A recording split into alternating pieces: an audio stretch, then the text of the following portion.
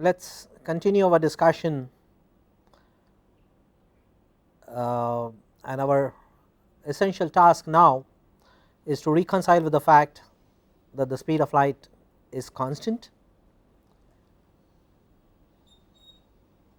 and it has the same numerical value in every inertial frame of reference.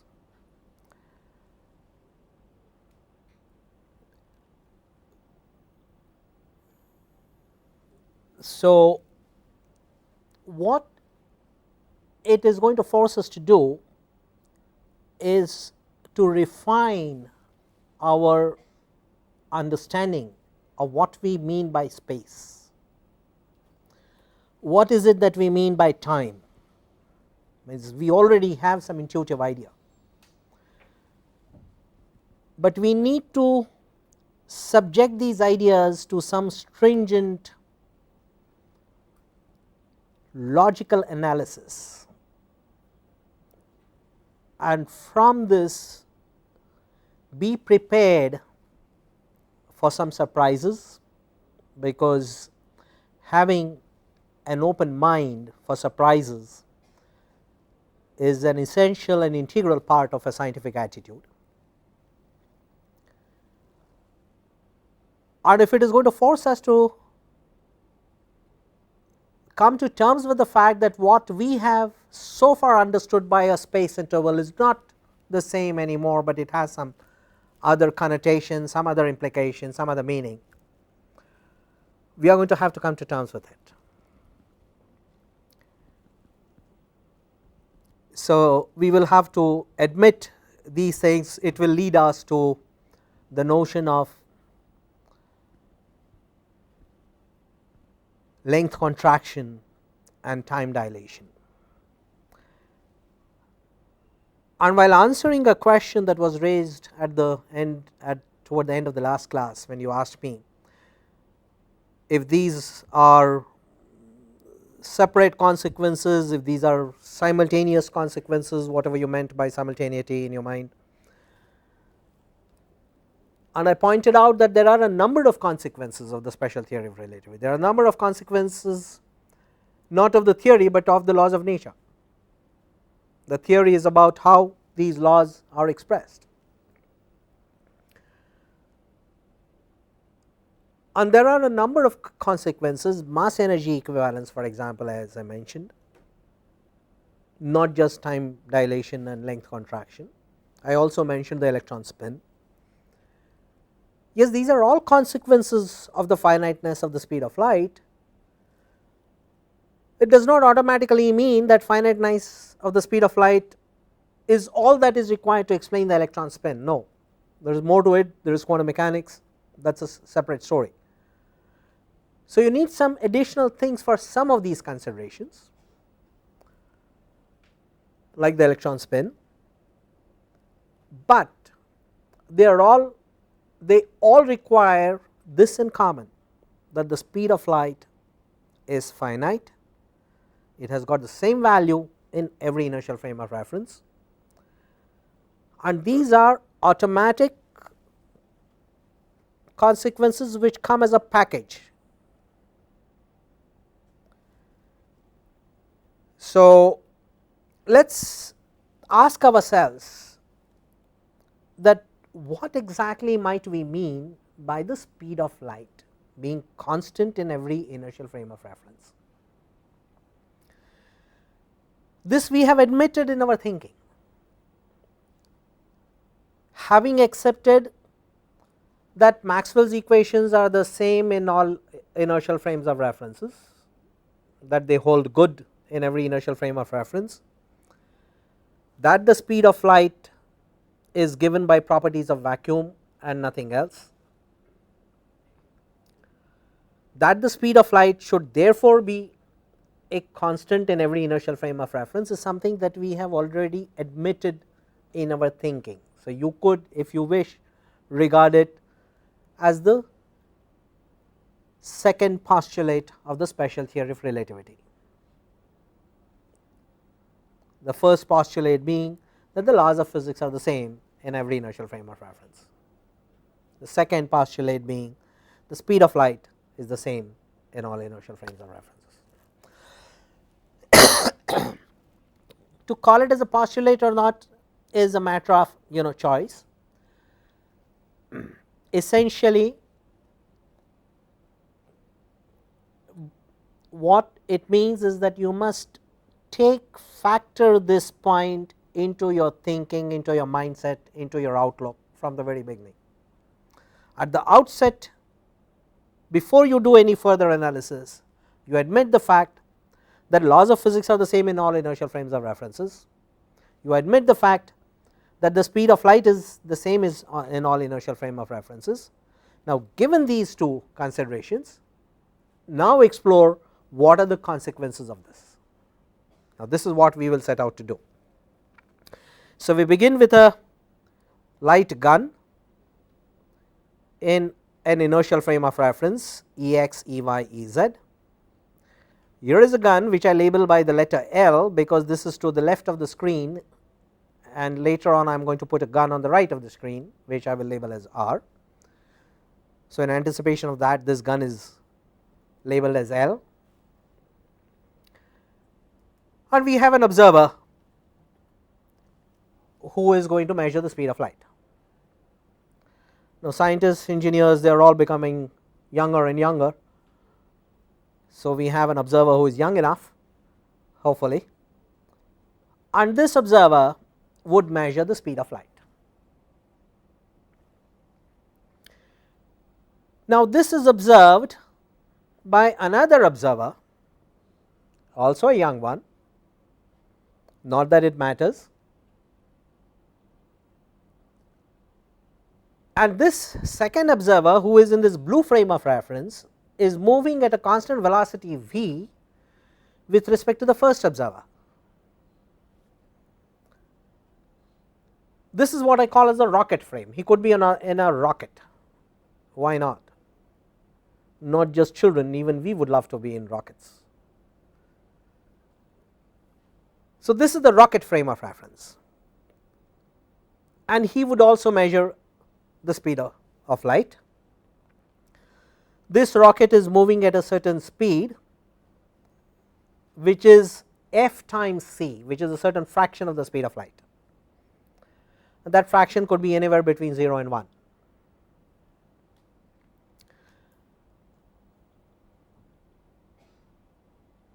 And what we have admitted in our thinking is that the speed of light which is fired by this light gun that you see in this picture, this speed of light is the same regardless of who is observing it, because these two observers are moving with respect to each other at a constant velocity, and therefore, both are in an inertial frame of reference. They are they are in their own inertial frame of reference, and they must measure the same speed of light. That is something that we have admitted in our thinking, that goes into the very platform of the theory that we are now building. What if light is fired from a gun on the right?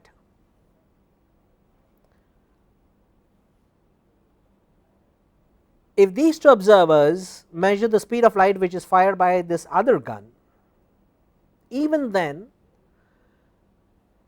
they will measure the speed of light to be the same, because the speed of light is the same in every inertial frame of reference regardless of the state of motion of the source or the observer.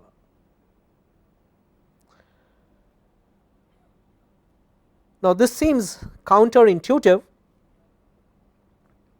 but it is counterintuitive only because we are thinking in terms of Galilean relativity. If we keep superimposing our knowledge of Galileo's principle of equivalence, that motion in all inertial frames of reference is equivalent, with the fact that the speed of light in every inertial frame of reference is the same, then there is no conflict with intuition. So, counterintuitive presupposes a certain meaning which intuition would admit. So, it is with reference to that this is counterintuitive. If you refine your intuition to admit the constancy of the speed of light in every inertial frame of reference, then it need not remain counterintuitive anymore, but that requires a refinement of intuition.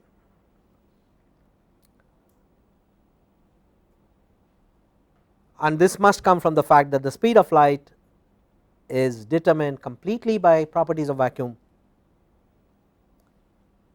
and it is not defined with respect to any particular choice of a frame of reference. So, let us now talk about these measurements, and we will need to talk about events which take place at a certain point at a certain instant of time. So, any physical event or activity that takes place at a certain point in space whose coordinates are, let us say, x, y, z at an instant of time will be denoted by an event, which I will be referring to by these coordinates x, y, z, t, and in another frame x prime, y prime, z prime, t prime.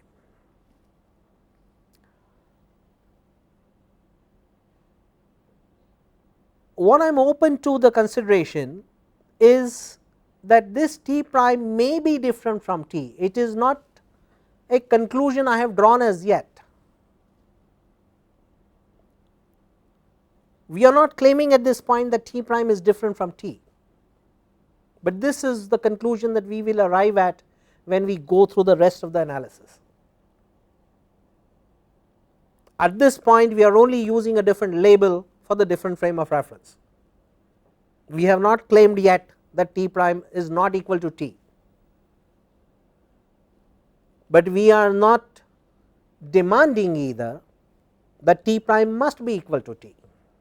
We are open to whatever t prime will turn out to be. So, we will find out what t prime must be, so that we can reason out our observations in a manner that is consistent with the fact that the speed of light is the same in every inertial frame of reference. If t prime turns out to be different from t, be it so.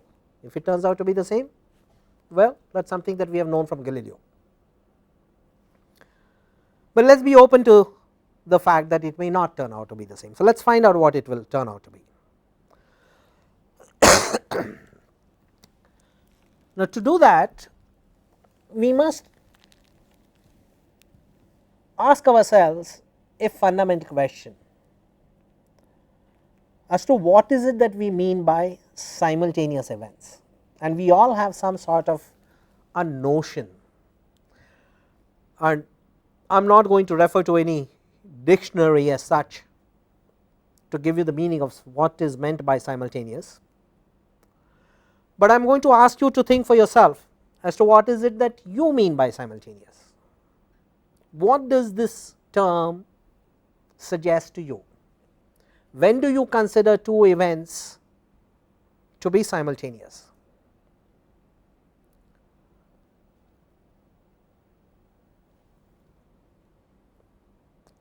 A coincidence of two events is something which will come to your mind.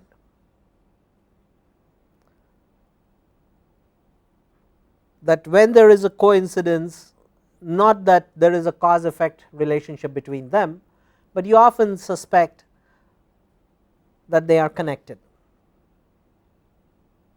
Like in Marathi, there is a saying which loosely translated would mean that Milind would know it: if a crow comes and sits on a tree and the branch breaks,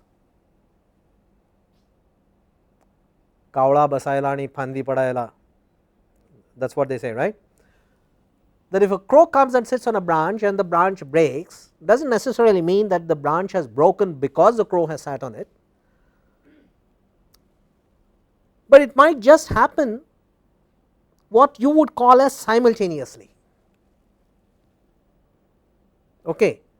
And this is the kind of meaning which comes to your mind when you think of simultaneity, and you all have the same meaning in your minds.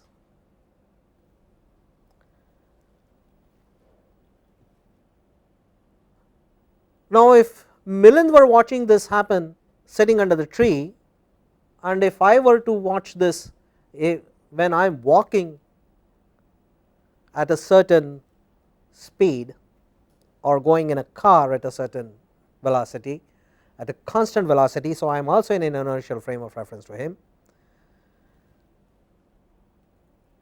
would we still call it as a simultaneous event? By and large, our perception of simultaneity would not be different in most cases, okay, which is what we mean by simultaneity. However, when you are observing light, these ideas have to be refined, and let us see why it has to be so. So, let us look at light. So, there is a firecracker and you light it, and a now stationary observer will see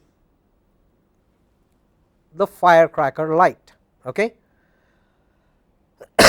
He is going to observe it.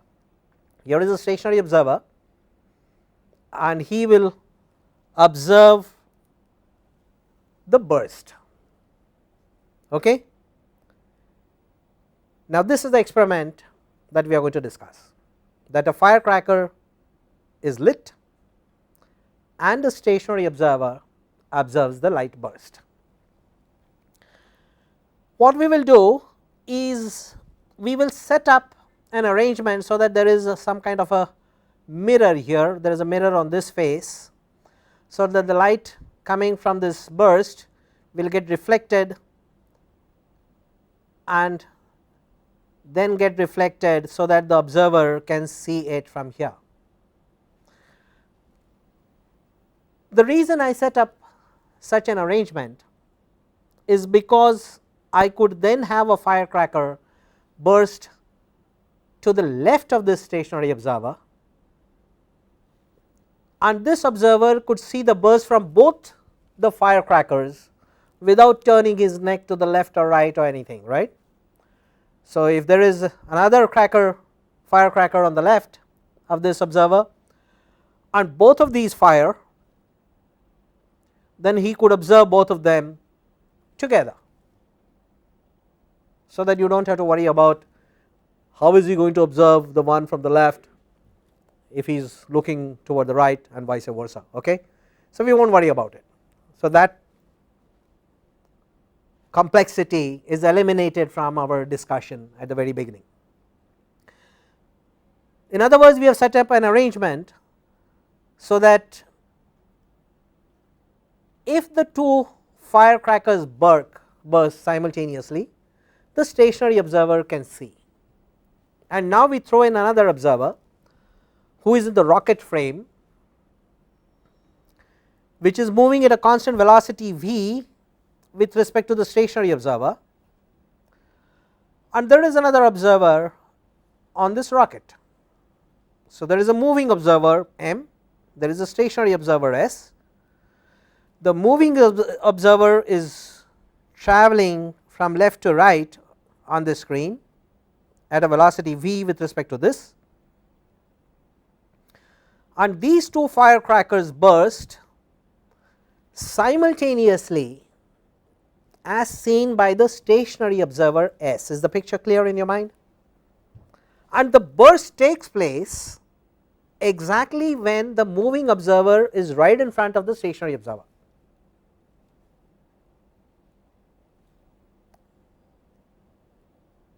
So, the stationary observer is right in the middle, he is equidistant from the two sources of bursts, Okay, he is exactly in the middle. He is going to see the two bursts simultaneously, and now we have some idea of what is meant by simultaneity.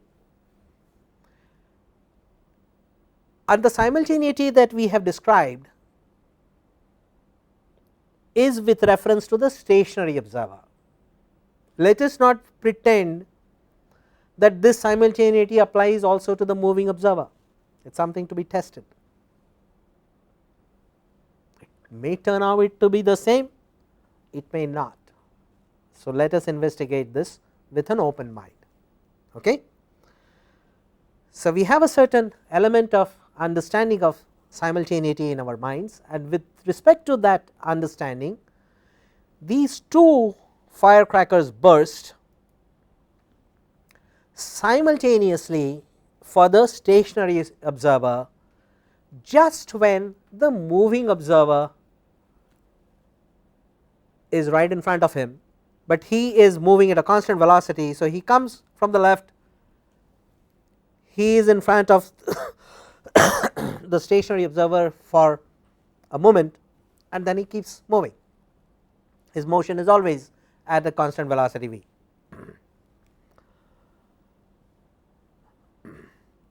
Now, he also has some device with him, so that he can ask himself the question, did the two bursts take place simultaneously? The stationary observer has concluded that the two bursts took place simultaneously. The moving observer wants to know if the burst took place simultaneously. So, he needs to observe both the bursts. So, just the way the stationary observer had this device with these two mirrors, okay, the moving observer also has some device, some similar device, and this is his device, in which there is a sensor on this side and there is another sensor on the left side. Okay. And depending on which sensor gets triggered first, the right or the left, the moving observer will be able to decide as to which burst took place before the other, or did they take place at the same time simultaneously in his own frame. So, that is a question that he is going to address.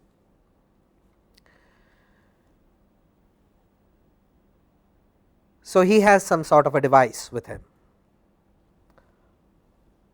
Our stipulation is that the stationary observer certainly finds that the two firecrackers exploded simultaneously.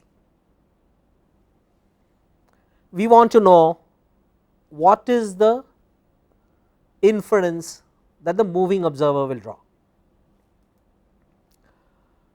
So, here is our first remark, that the stationary observer detects both the flashes simultaneously.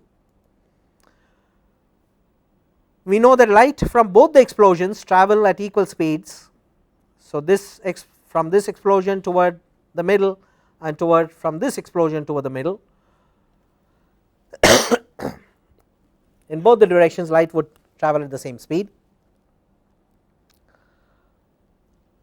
That speed is not infinite.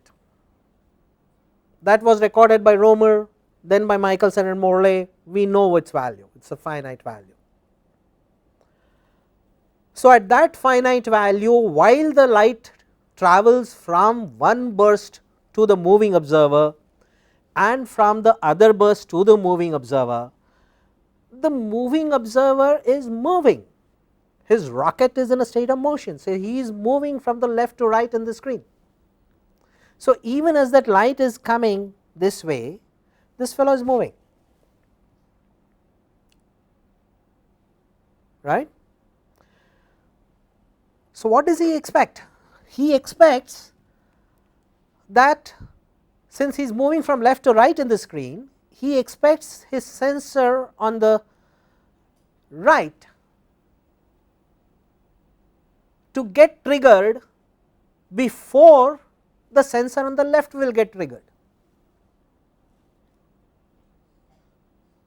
because even as the light is traveling from both the directions toward the middle, he is moving and he will therefore expect that his sensor, which is toward our right to his left, because he is standing on the other side in this picture.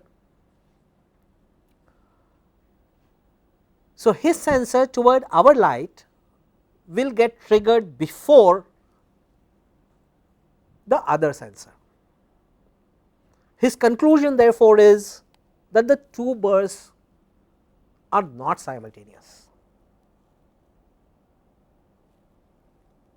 Okay. The conclusion of the first observer, the stationary observer, is that the two bursts are simultaneous, but the conclusions of the moving observer is that these two bursts are not simultaneous. So, this is the first consequence we must reconcile with, that simultaneity is not absolute. What is simultaneous for one observer cannot be simultaneous for another observer, even if he is moving with respect to the first one at a constant velocity.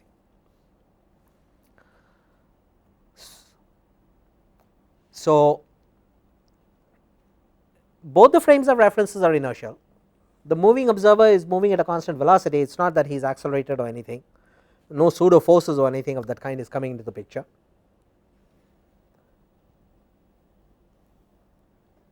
But the meaning of simultaneity is different, and we have got to accept that.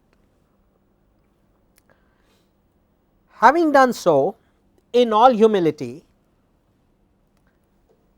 because our notion of simultaneity was connected with how information travels from the source to the observer. Okay. So, it has this consideration of distance and time involved, right, because what we regard as simultaneous events is coming from our understanding of how information propagates from the event, the source of the event, to the observer.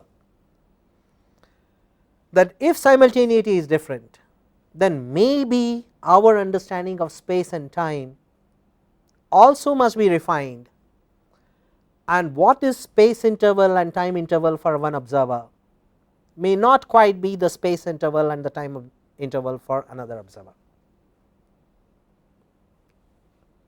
So, let us be open to that consideration, and we will see exactly how these are related, and we will do it by asking us how do clocks clock time or a clock clocks time. Okay, it is the same thing. Okay. So, we will ask ourselves, how is it that time is measured, and you can do it any way that you want. You might want to suspend a pendulum and measure its oscillation time, right, and then measure the time period. You can have your own clock, or you can measure time the way Galileo did by measuring your pulse. Okay. You can have any device, it does not matter, but you need some periodic phenomenon which will be repetitive at a regular interval in your own frame of reference, and that will give you your calibration for time. Okay. So, let us see how a clock clocks time. So, we will have a time counter. We will consider a frame of reference S in which there is a clock which is moving at a velocity v in this frame. So, this rectangle is where I am going to mount the clock. The clock will be in a frame of reference which is moving at a velocity v with respect to some frame of reference which I call as S. So, there are two frames of references in our discussion. One is this frame of reference S, the other is the clock frame of reference which I will call as S prime. In the clock frame of reference, the clock is at rest, it is in the frame of reference S that the clock is moving. Now, what is this clock? Now, you have got a light source in this. Okay. This source of light, it will fire a pulse of light, a mirror reflects it, and the reflected light is detected over here by a detector, and the time taken for this to happen is the unit of time measurement. This is the unit of time measurement. This is what we will consider as the unit of time measurement. We will compare how this unit is related when it is referenced to the frame S with how with what it turns out to be in the frame S prime. Now, this is a thought experiment. This is what Einstein called as a Gedanken experiment. So, you do not really have to worry about the size of the detector, the size of the source, you can consider it to be infinitesimally small. Okay. All those parameters are irrelevant, you can throw them from your analysis completely. So, we consider the source and the detector to be infinitesimally small, and the events we are looking at is a pulse of light which is emitted by the source, gets reflected by this mirror, detected over here. This is one cycle, and as soon as the light is detected over here, the source sends the second pulse, and this is a repetitive phenomenon, and the clock keeps ticking. Okay, that is the clock. So, there is a periodic phenomenon, the clock advances by one tick every time the detector receives the pulse, and immediately the source gets triggered and sends the next pulse. So, now we have a periodic phenomenon, we have got a clock.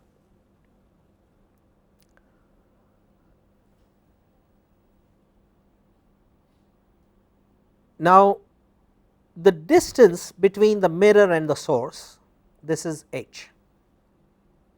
Okay, this is this distance here. Okay. Now, let us look at this in the clock frame. So, in the clock frame, light goes straight up and down. Okay. The source and the detector are of infinitesimal size, point size.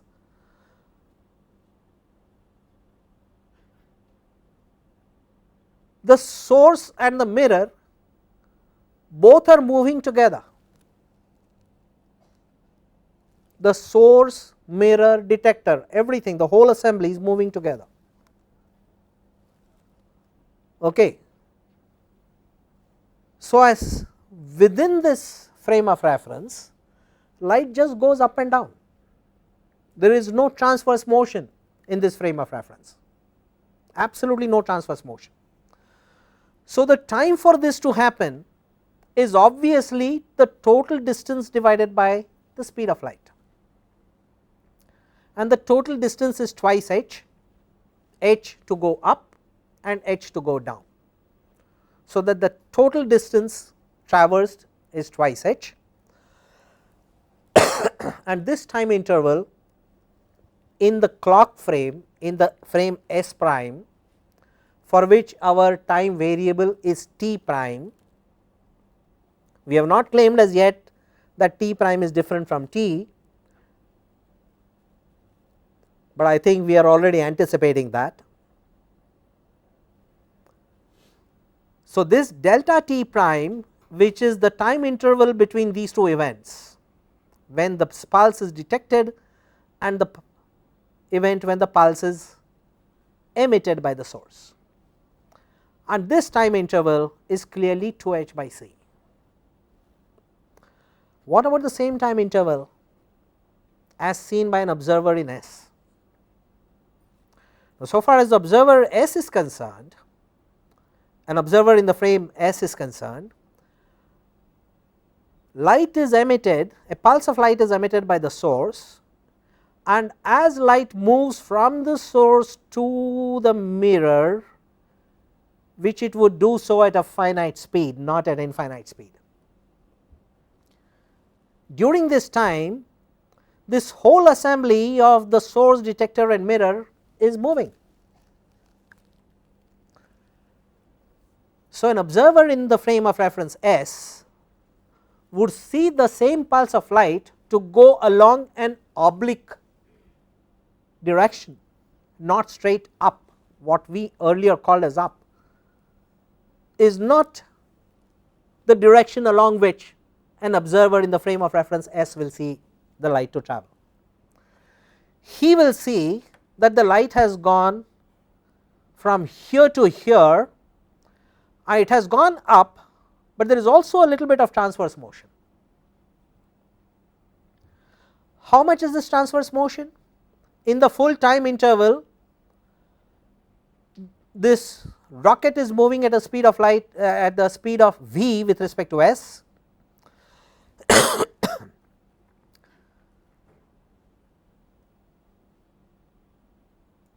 So, if the total sideways distance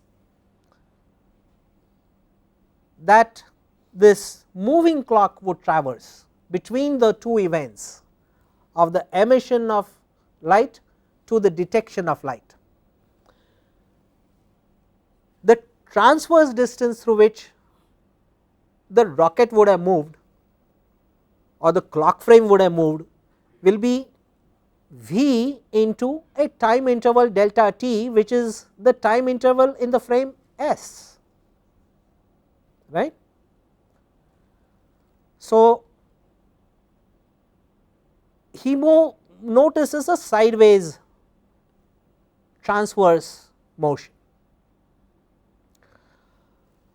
So, now this is a very simple geometry to work with, because you can use the Pythagoras theorem that as the light travels from the source to the mirror to the detector, there is a certain oblique distance that the light would have traversed, and while coming back again there would be a transverse displacement, and that corresponding oblique distance will be the same as the first oblique distance, okay, because the light clock, the rocket is moving at a uniform velocity v with respect to the observer in the frame S. So, now just make use of the Pythagoras theorem. The square of this side will be time into distance, time will be half delta t, right. Delta t is the total time between the two events, half of that is the time from the source to the mirror. So, time into the speed of light, and the speed of light is the same in every direction, okay. It has nothing to do with direction. So, the square of the distance of this oblique side of this right angle triangle is half delta t times c and the square of it.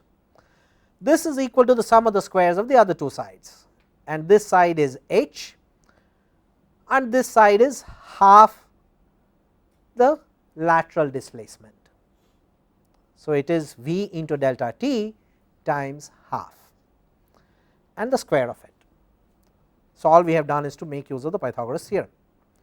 So, here you go. So, delta t is equal to, if you just solve this equation for delta t, okay, this comes straight out of this equation.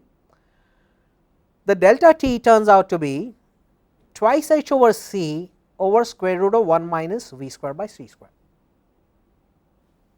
There is nothing in this which is not in the Pythagoras theorem, there is no new hypothesis or anything, but what pops out of it is an amazing reality,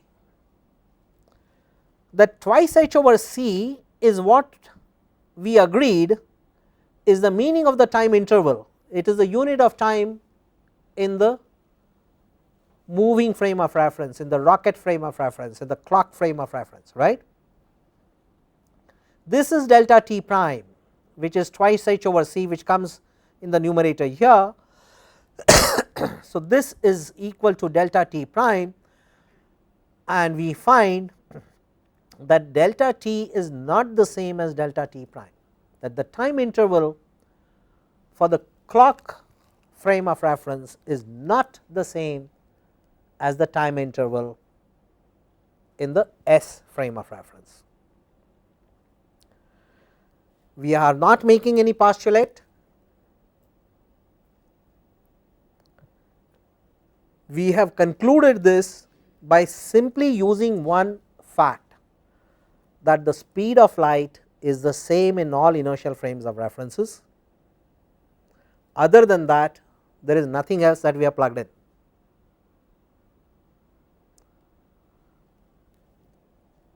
And we have to reconcile with the fact that the time interval in the clock frame of reference, which is a unit of time, he will measure his time, his life, the events in his life, what would happen or what would have happened in his life from yesterday to today to tomorrow, from birth to death, his aging, his biological clock, everything will go according to his own measure of time. And this measure of time for the observer in the clock frame, it turns out, is not the same as the measure of time for the observer in the frame of reference S. The difference is because of this beta not being 0, beta is a ratio V over C.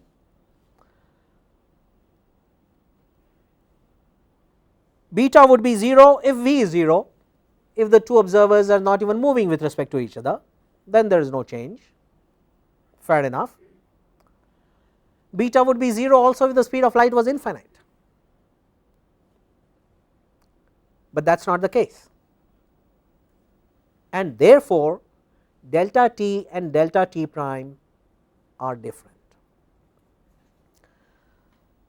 Now, you can immediately see from this that if beta were to exceed the value 1, then you will get the square root of a negative number, and that will make this time interval imaginary. So, that would lose sense, which puts a limit on beta, that V will not exceed C. Okay? So, you cannot have anything which will cross the light barrier. Okay? So, that is what is sometimes referred to as a light barrier.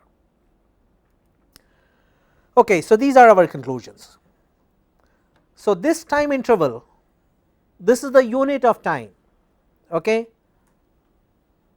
This is the time between two events, that a pulse of light is emitted from the source and it is detected at the detector. These are the two events, and the interval between this is the unit of time in which an observer in the frame S prime measures his time. This is what we can call as his own time. I might want to use eigen time for him, his own time. This is what is called as a proper time. Okay?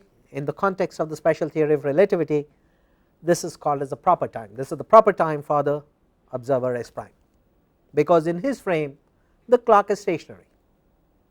So, this is the proper time. And the relation between delta t and delta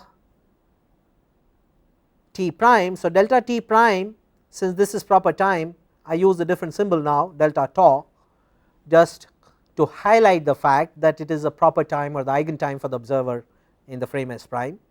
Delta tau is the same as delta t prime, it is equal to 2h over c,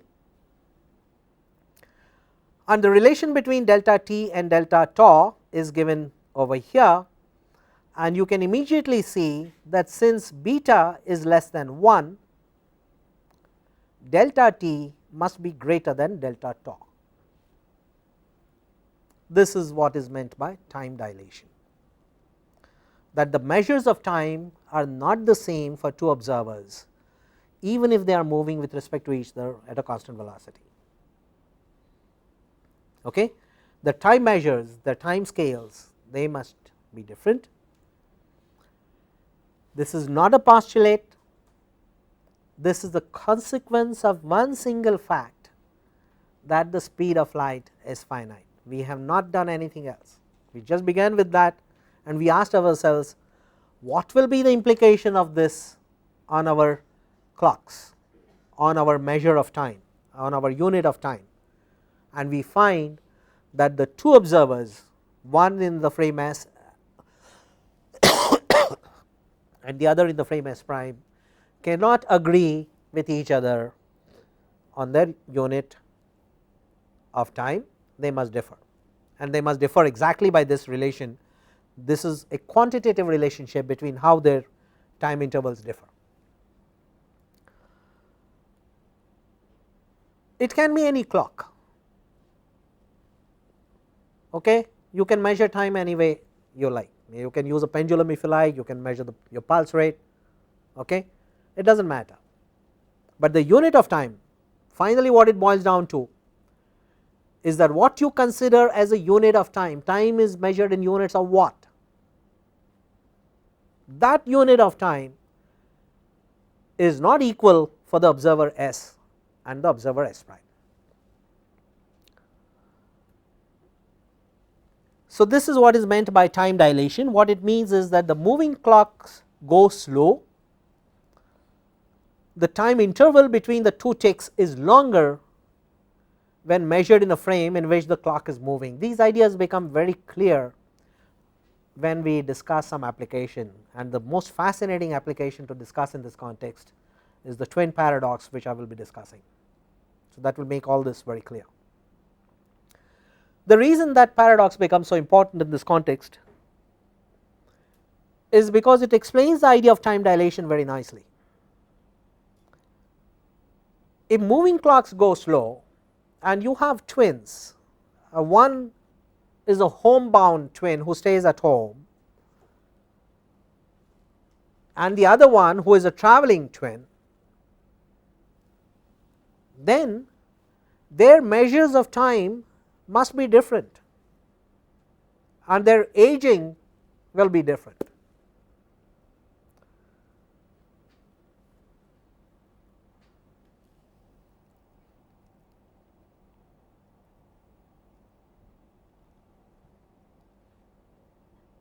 Sounds strange, but that is exactly what it will mean.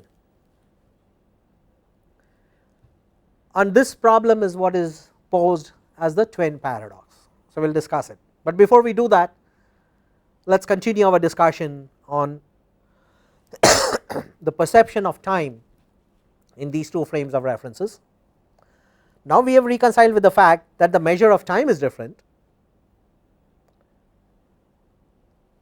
Our framework is the fact that the speed of light is the same, and speed being distance divided by time, time is different, speed is the same, what happens to the distance? We need to refine our ideas about distance as well. Okay. So, let us do that. So, the space interval also, what is our perception of space interval? And you take any rod and you look at the distance between the two tips of the rod and hold it in your hands and ask your friend to sit in a car and go at a constant velocity with respect to you and ask him what is his perception of the length interval between these two end points of the rod. Our Galilean outlook is that the two perceptions are identical, but now we must be open to the possibility that it is not quite so. In fact, we have already reached a point that we must actually expect it to be different, because we have reconciled with the fact that the speed is the same, we have reconciled with the fact that the time intervals are different. So, we must expect the space intervals to be different,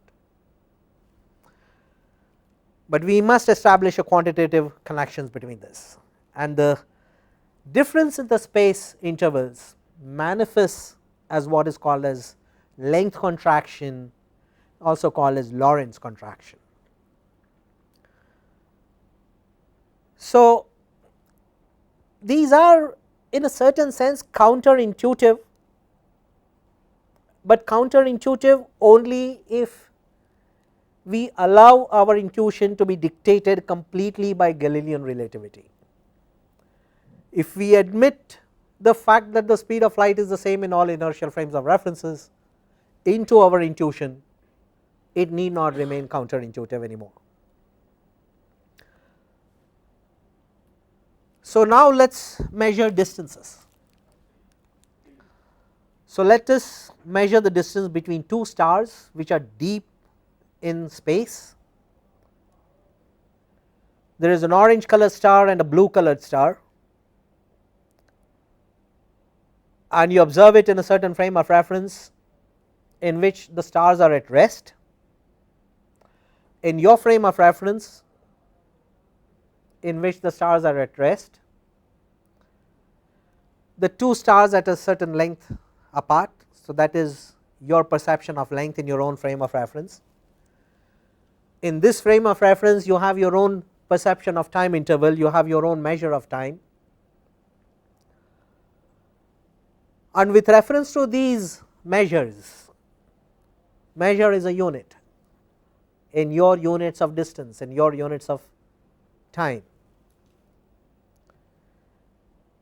You find a rocket which is moving from the orange star to the blue star, and in your frame of reference with your measure of distance, with your measure of time, you find that this rocket is moving at a velocity v. That is the scenario, and you will measure the distance and time as also an observer on the rocket, and we will find out how do his conclusions compare with your conclusions. Of course, if you want to choose, since this is a thought experiment anyway, you might choose yourself to be the observer on the rocket, it will be more fun, I think.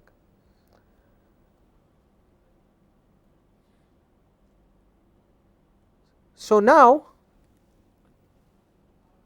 the observer in the frame of reference S measures length and time, and if you are the observer now in the rocket of course is not moving in your frame of reference, because you are in the rocket frame of reference. It is the stars which are moving with respect to you, okay? And the stars are moving from right to left in this figure, as the rocket is moving from left to right in this figure, okay? So, in the rocket frame, which is the frame S prime,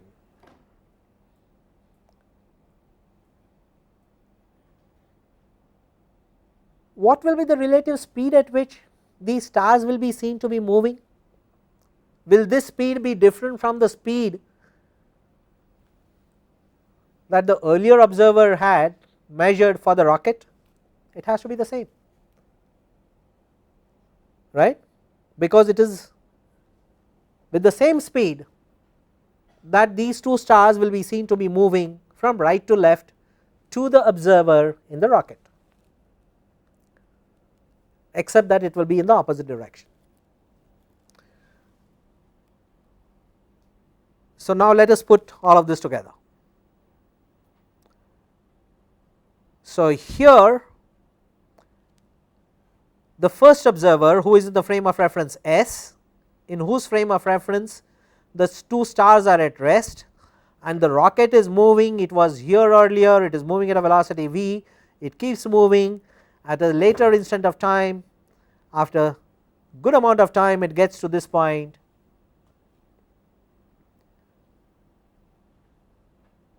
and the propagation of this rocket in this frame of reference is the velocity v, and he measures the length, and this is the length that we will call as the proper length. This is the proper length between the two stars. Why is it proper? Because in the frame of reference of the observer S, the stars are at rest. This is proper length. In the rocket frame of reference, it is the time which will be the proper time, because the clock will be at rest in that frame of reference, not the stars. Okay. So, S measures the proper length and S prime measures the proper time, but of course they are related. So, in the rocket frame of reference, these two stars are moving from right to left. So, he will not measure the proper length, but he will measure the proper time. Regardless, both will measure a certain space, certain length and a certain time, and we are going to compare the two. So, what is this length? Now, for the observer in the frame of reference S, this is the proper length, the stars are at rest. The length between the two is the difference between the x coordinate of the blue star and the x coordinate of the orange star. So, it is x orange minus x blue, right. It is the difference in the two coordinates. I am thinking only of the modulus, just the magnitude. I could have written it as x orange minus x blue, but I am only thinking of the length. Okay. So, this is the length measured by the observer in the frame of reference S, and since in his frame of reference the rocket is moving at the speed v, he finds that if the rocket takes a time interval delta t to go from the orange rocket orange star to the blue star, then the speed of the rocket is L over delta t. Fair enough? No contest? The stars are fixed in space in the frame of reference of the observer S. It is the rocket which is moving. The rocket takes a time delta t in this observer's frame of reference according to his own measure of a time, according to his own clock. He measures in his clock a time interval of delta t, and to him the rocket speed is the distance between the two stars, which is the proper length in his own frame, divided by the time taken, which is his own measure of time, which does not agree with the other fellow's measure of time, but so what, and he measures the rocket speed to be L over delta t. So, this is his relation. What about the other observer? The other observer moves these two stars to be moving in the opposite direction at the same relative velocity. So, it is the ratio of the distance between the two stars, which is L prime, which let us not assume is the same as L, divided by the time interval that the rocket takes to go across the first star to the next, according to his own measure of time, that is the primed t, which is the proper time in his own frame, because he is in the clock frame of reference. So, he measures this velocity to be L prime over delta t prime. Delta t prime is the same as the proper time delta tau, which we know is related to delta t by this relation. We have already determined this relation, we have only used it here. Okay. So, this relation between the time intervals in the clock frame and in the frame S, the relation between delta t prime and delta tau is what allows me to write for this denominator the square root of 1 minus beta square times delta t, where this is the time interval in the frame S and beta is the ratio V over C. But earlier we found that this V was nothing but L over delta t. So, now all of these quantities are equal to each other, right. It is the same relative speed. So, all of these quantities are equal to each other. So, if you now focus on what is inside these rectangles, you can equate this quantity in this rectangle to this quantity in this rectangle, strike out delta t in the denominator which appears in both, and you immediately find how this proper length is connected with L prime, right. They are not the same. They would be the same only if beta is 0. Beta would be 0 if V is 0 or if C is infinite, not otherwise. But beta not being 0, L cannot be equal to L prime and L prime must be less than L, because beta, which is V over C, must always be less than 1. So, this is length contraction. Okay.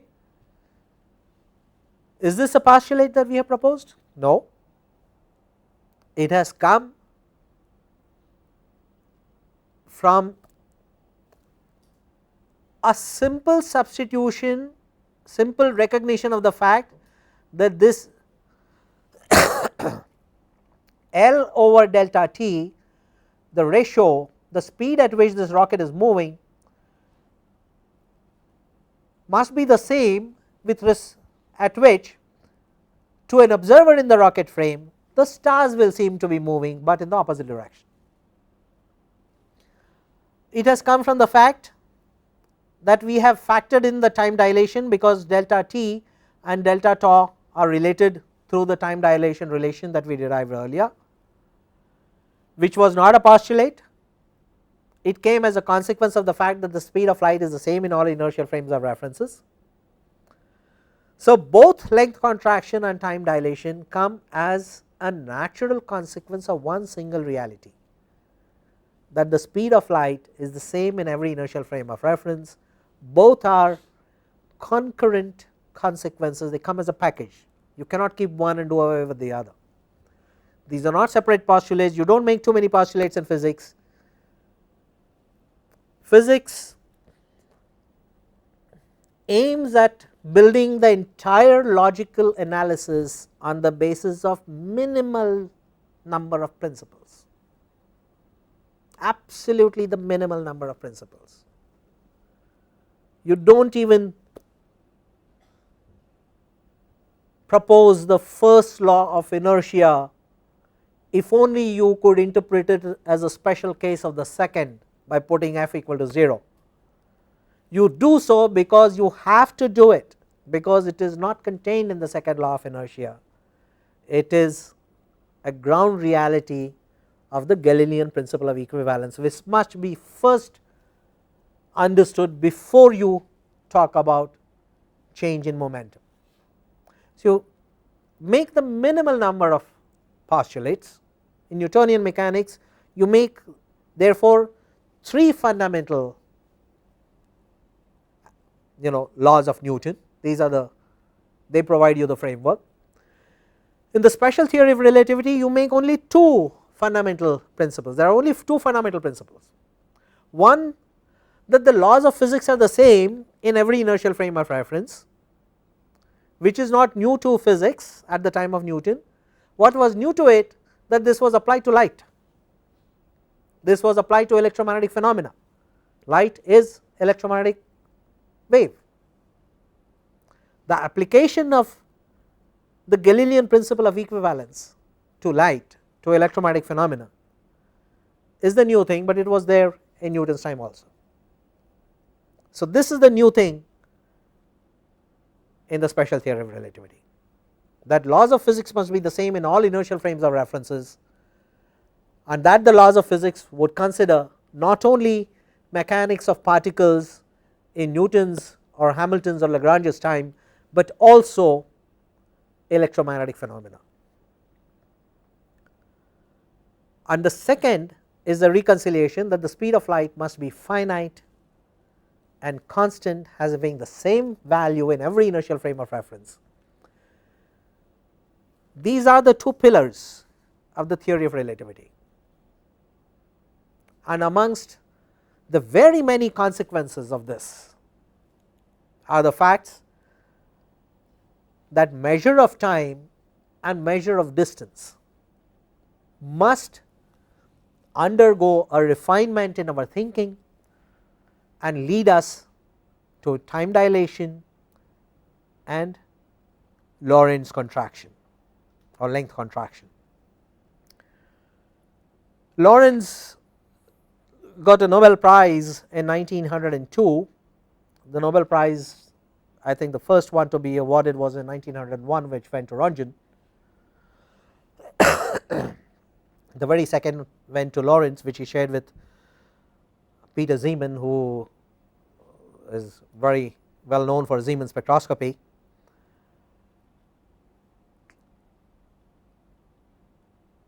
And this brings us to what are known as Lorentz transformations, because we have now reconciled with the fact that our perceptions of space intervals and time intervals must be refined, and therefore Galilean relativity cannot hold, it has to be modified. So, how space and time are to be related when you are carrying out a comparison between events seen by one observer in frame S and another observer in the frame S prime? What is x, y, z and t in one frame of reference with respect to what it is in another frame of reference? This is normally connected by Galilean relativity, must be refined. And what should be the requirements of this refinement? We must refine these transformations and make certain demands on these transformations, because the new transformations that we are looking for must be reconciled with the new consequences that we have now come to terms with, namely time dilation, length contraction, that the measure of time cannot be the same, the measure of distance cannot be the same, that the speed of light must be the same. So, these are the requirements, that they must ensure that the speed of light is the same in all inertial frame of reference. The new transformations that we are now going to seek, which will connect x, y, z, t from one frame to another, these new transformations must meet this requirement.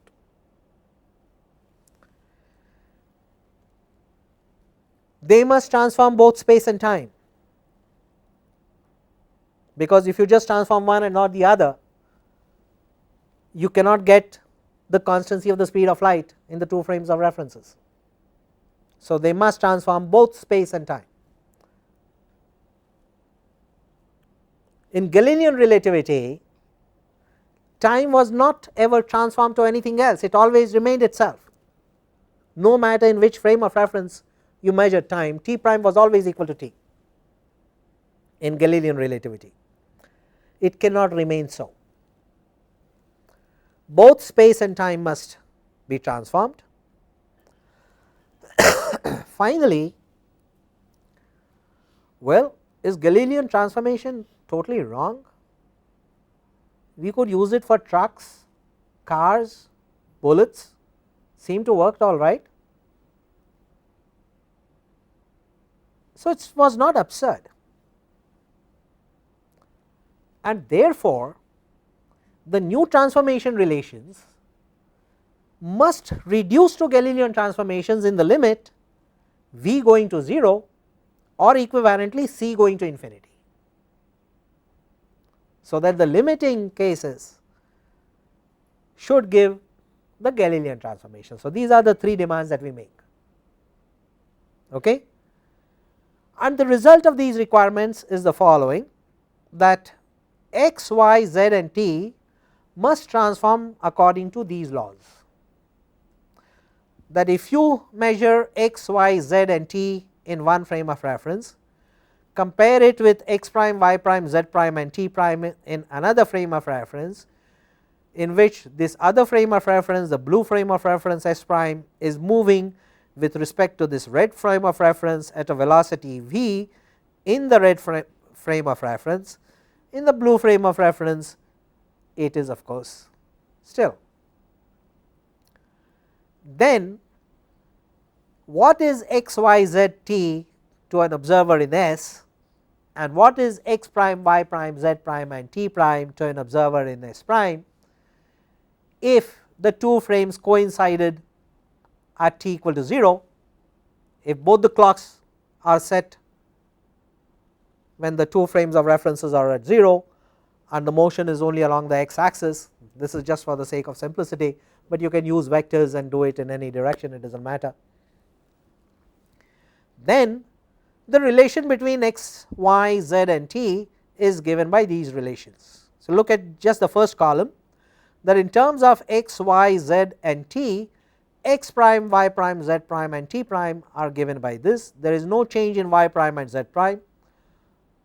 So in transverse directions the perceptions of length measures remain the same, okay.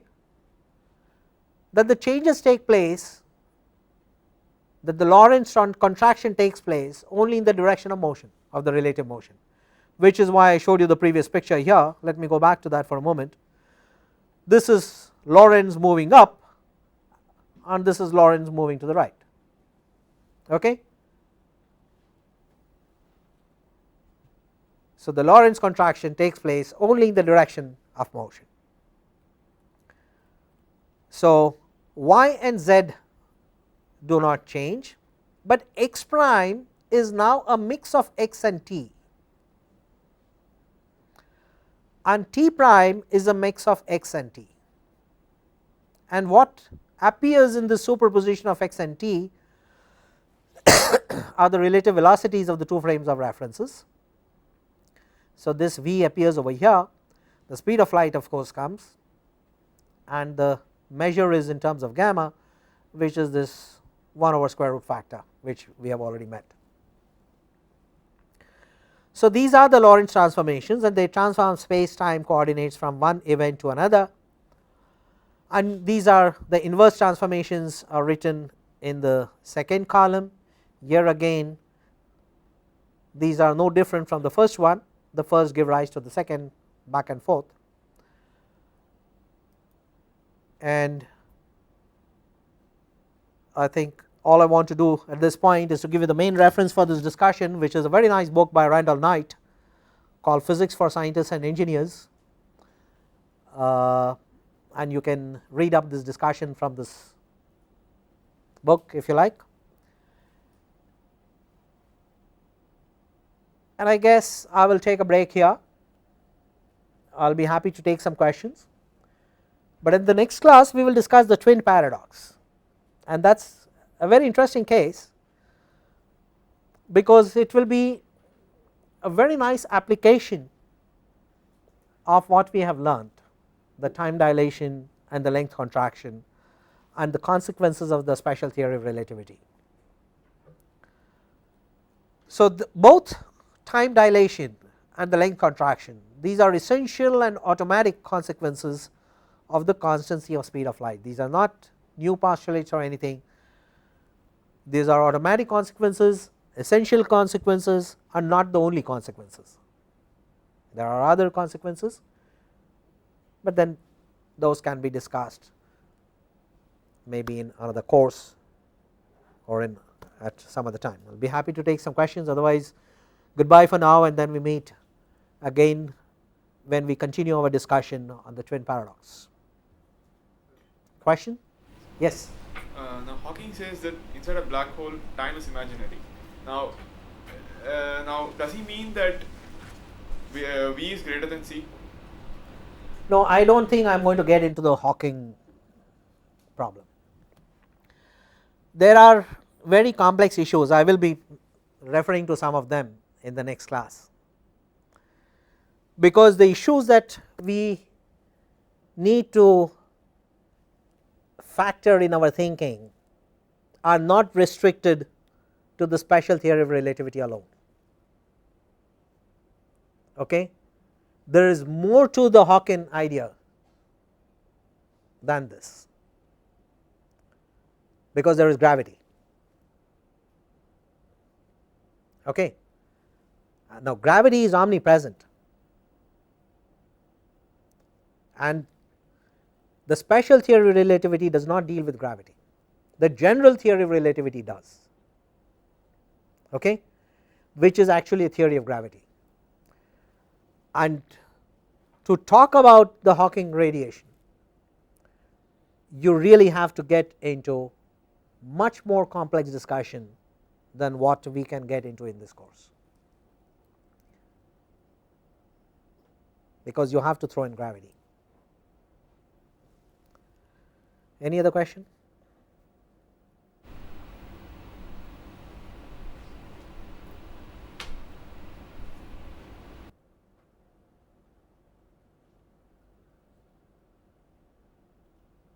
So, we really do not know if we have yet a theory of everything. So, there are various conjectures which are being made with reference to one's perception of space time, because here we have only dealt with, we have come to terms with space and time are not independent of each other. When you transform space coordinates, you must also transform time, and you therefore talk about a space time continuum, and we are talking about a 4-dimensional universe. But then when you have to factor in gravity, then you presumably have to go well beyond the 4-dimensional universe, maybe 10-dimensional or 10 plus 1, 11. There are various theories which are being proposed. I do not believe that any one is established as yet, and I do not know if anyone can be established in the very near future. Maybe yes, maybe no, but that is completely beyond the scope of this course. Any other question?